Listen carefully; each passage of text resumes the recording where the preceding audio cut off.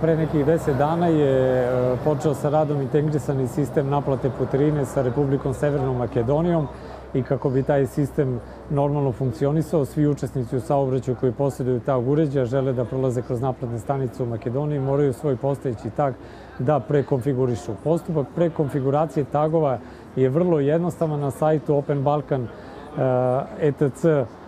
mogu da pročitaju detaljne korake kako se to radi.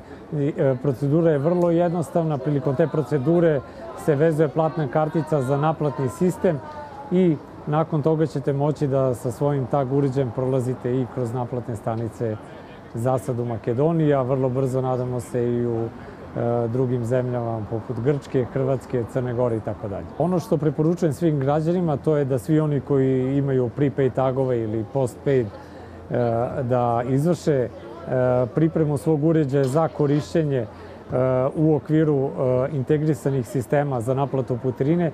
Time će sebi olakšati život, neće čekati na naplatnim stanicama, izbeći će eventualne zastoje i gužve, pogotovo na naplatnim stanicama u Severnoj Makedoniji, koje zbog male propusne moći, govorimo o čelnim naplatnim stanicama, mogu da dovedu do određenih zadržavanja.